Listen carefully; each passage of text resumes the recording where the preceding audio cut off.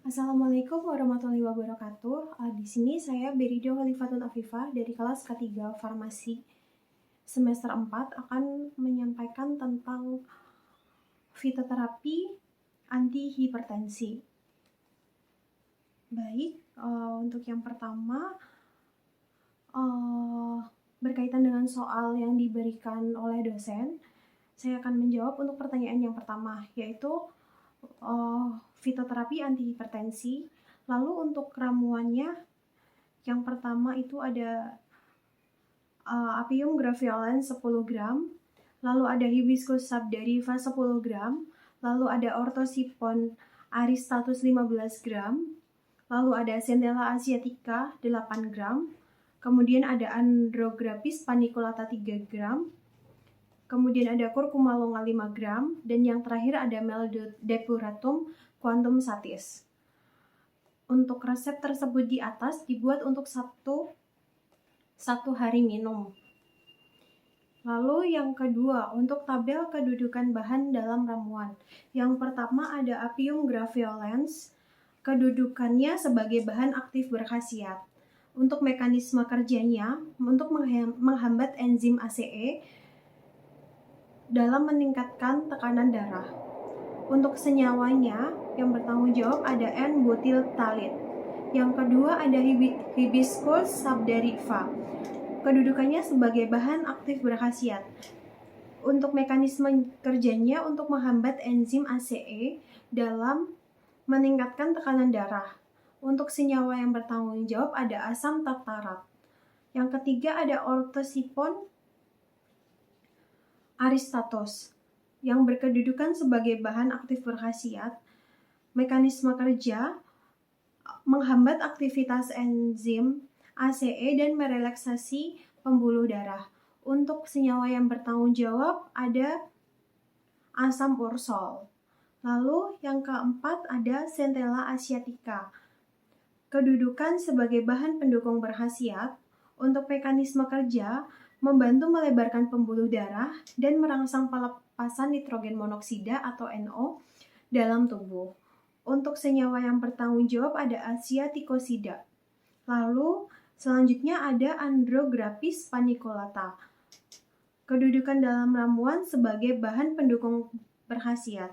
Mekanisme kerjanya sebagai protektif terhadap pembuluh darah dengan menghambat pembentukan radikal bebas dan kerusakan oksidatif. Untuk senyawa yang bertanggung jawab ada Andrographolates. Yang selanjutnya ada Curcuma longa, yang berkedudukan sebagai bahan pendukung berkhasiat. Untuk mekanisme kerjanya merelaksasi pembuluh darah, mengurangi peradangan, dan melindungi pembuluh darah dari kerusakan. Untuk senyawa yang bertanggung jawab ada kurkumin. Yang terakhir ada Meldepuratum, kedudukannya sebagai korigen atau untuk memperbaiki rasa. Mekanisme kerjanya untuk memperbaiki rasa yang tidak enak. Lalu untuk senyawa yang bertanggung jawab ada fruktosa dan glukosa. Kemudian untuk cara pembuatan jamu godok di atas adalah yang pertama, rebus air sebanyak 1 liter atau 1000 cc ke dalam panci. Ditunggu sampai mendidih, kemudian dimasukkan semua bahan. Lalu biarkan jamu godok mendidih sampai kira-kira air tersisa sebanyak 600 cc. Kemudian saring ramuan untuk memisahkan sisa simplicia.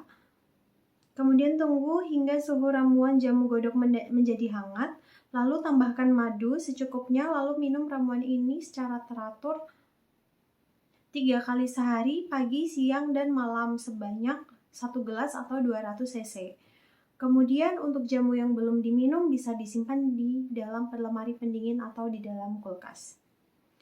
Lalu untuk aturan pakainya atau aturan minumnya, diminum 3 kali sehari 1 gelas atau sebanyak 200 cc. Diminum pagi, siang, dan malam diminum secara teratur.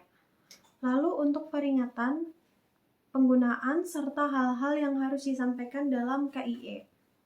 Yang pertama, Untuk peringatan penggunaannya, ramuan jamu godok ini digunakan sebagai pendukung terapi, bukan pengganti obat medis. Tetap konsultasikan dengan dokter atau ahli kesehatan sebelum mengonsumsinya.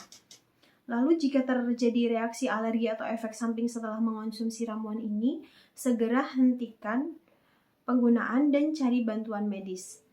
Mengonsumsi jamu godok dalam dosis yang lebih tinggi dari yang dianjurkan tidak akan memberikan manfaat tambahan dan justru menyebabkan efek samping. Ikuti aturan pakai yang telah disarankan. Jamu godok dapat berinteraksi dengan beberapa obat seperti antihipertensi, antikoagulan, dan obat anti-diabetes. Untuk meminumnya, beri jarak kurang lebih 2 jam dengan obat-obat medis tersebut. Lalu untuk anjurannya, hindari makanan atau minuman yang mengandung kafein seperti kopi, teh hitam, atau minuman berenergi karena dapat meningkatkan tekanan darah. Hindari mengonsumsi alkohol atau makanan yang mengandung alkohol.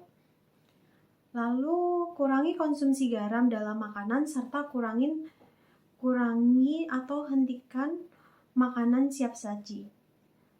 Makan makanan yang bergizi seperti sayur dan buah yang berserat tinggi seperti sayuran hijau, pisang, tomat, wortel, dan jeruk. Kemudian terapkan pola hidup sehat dan olahraga teratur. Kemudian berhenti merokok. Lalu yang terakhir, rutin melakukan pengecekan tekanan darah selama pengobatan. Baik, demikian untuk penjelasan yang bisa saya berikan. Kurang lebihnya mohon maaf. Wassalamualaikum warahmatullahi wabarakatuh.